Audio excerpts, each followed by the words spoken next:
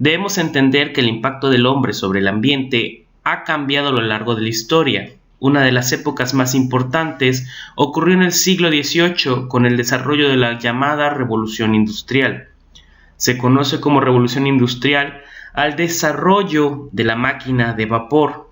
El desarrollo de estas máquinas permitió al hombre aumentar su producción en cuanto a diferentes objetos y servicios.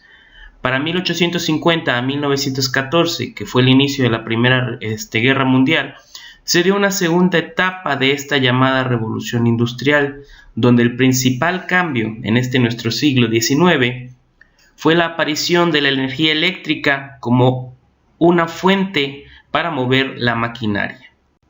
Aunado a la Revolución Industrial, hubo otro hecho fundamental que va a explicar el gran impacto ambiental que ha causado el hombre. Este hecho es llamado como la producción en cadena, que fue desarrollada por Ramsay-Holt en 1901, aunque la mayoría considera que fue Henry Ford quien la desarrolló. La verdad es que Holt la desarrolla, pero Henry Ford la da a conocer cuando empieza a producir carros con lo que se conoce como producción en cadena.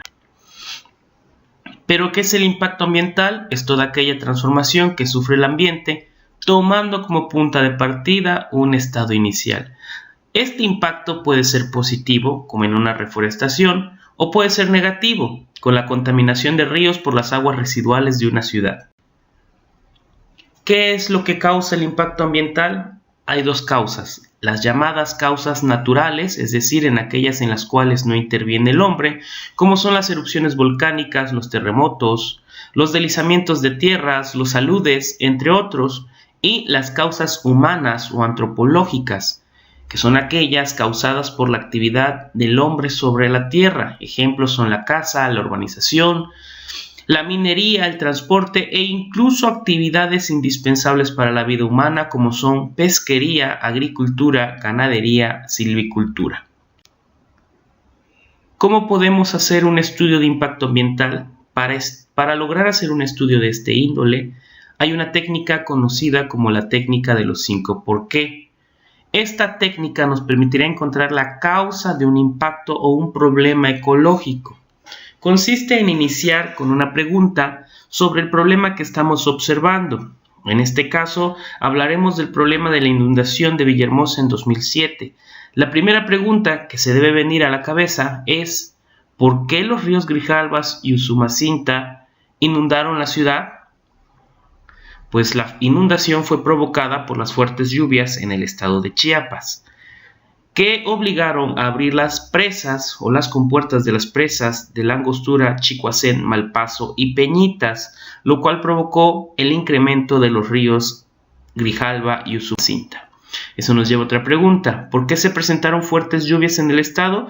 Debido a la combinación de dos fenómenos meteorológicos. Por un lado, un frente frío de baja presión y la tormenta tropical Noel. Es decir, la tormenta tropical traía humedad y al encontrarse con el frente frío hizo que toda esta humedad se precipitara en forma de lluvia, aunque estos fenómenos son considerados naturales en nuestra región. ¿Por qué si los fenómenos son naturales y comunes causaron una fuerte inundación? El hecho es que en esta ocasión se han acumulado otros tipos de impactos, como fue que el sistema de regulación hídrico del ecosistema fue sustituido por carreteras, plazas y complejos habitacionales, es decir, las zonas que se encargaban de absorber el agua de la lluvia fueron usadas para la construcción, ya sea de complejos habitacionales, carreteras o plazas. ¿Por qué el sistema de regulación hídrico del ecosistema fue sustituido? La región de Villahermosa, Tabasco, es una región próspera económicamente hablando por su actividad petrolera, lo cual ha llevado a un crecimiento poblacional de la región. Y con esto se requiere mayor cantidad de centros poblacionales, carreteras para comunicar a esta región y plazas.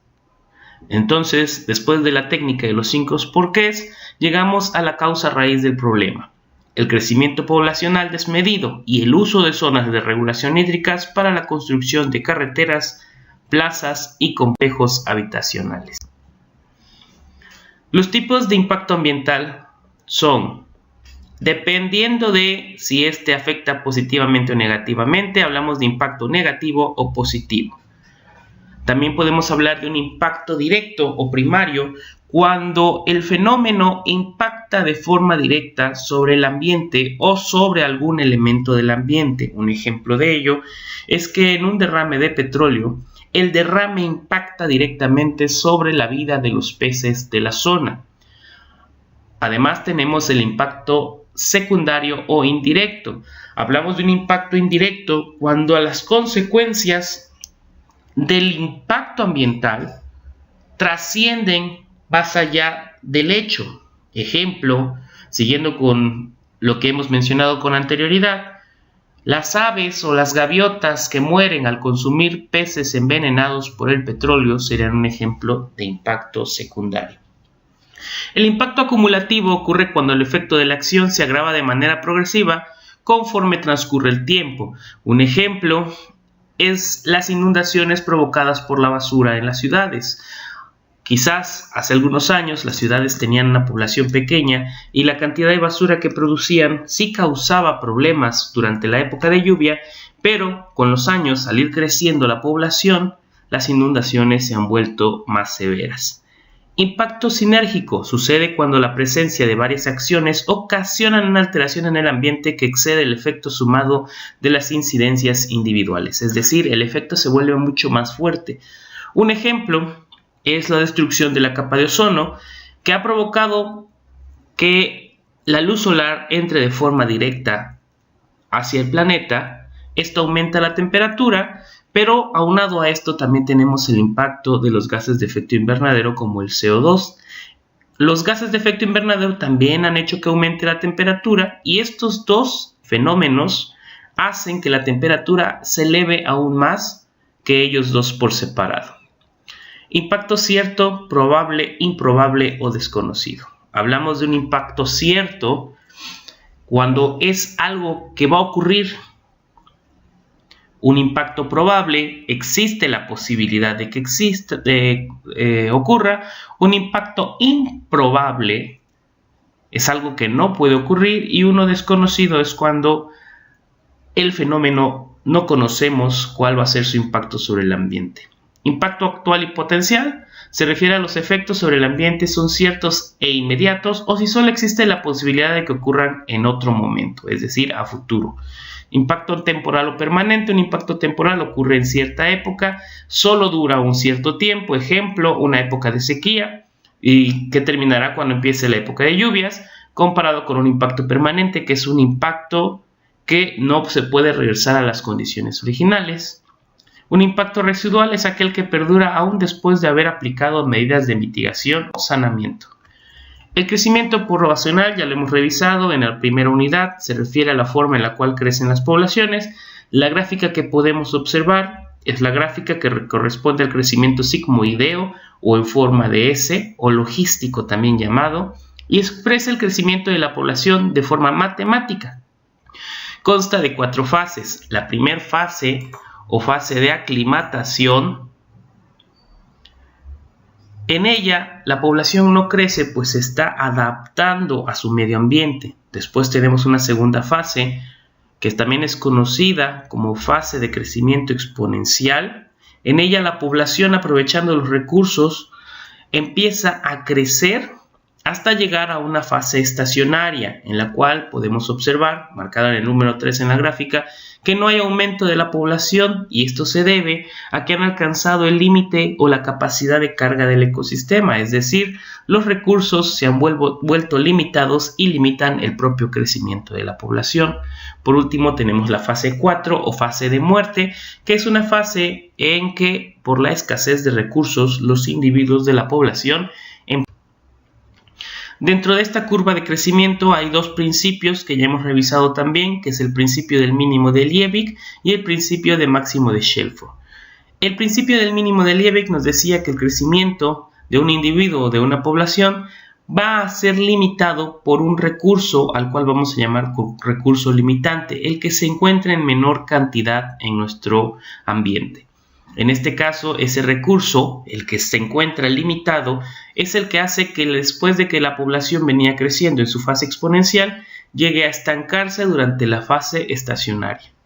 Mientras que el principio del máximo de Shelford dice que un nutriente puede volverse tóxico si se encuentra en ciertas cantidades, ya sean elevadas o muy pequeñas, y esto va a llevar a la muerte de la población. Robert Malthus realizó una teoría sobre cómo crecen las poblaciones. Para Malthus, en su libro Primeros ensayos sobre la población, publicado en 1798, las poblaciones crecen de forma geométrica, es decir, multiplicándose 2, 4, 8, 16, 32 individuos, mientras que los recursos crecen de forma simétrica, es decir, sumándose, por ejemplo, 1 más 1, 2, más 1, 3, más 1, 4, de tal forma que al crecer de forma más lenta los recursos, llega a un punto que podemos observar en la gráfica donde se están cruzando la línea roja y la negra, al cual se le llama punto de crisis o punto de ruptura, pues el crecimiento poblacional ha superado al crecimiento de los recursos y por lo tanto no se podrá soportar el crecimiento de la misma población por más tiempo.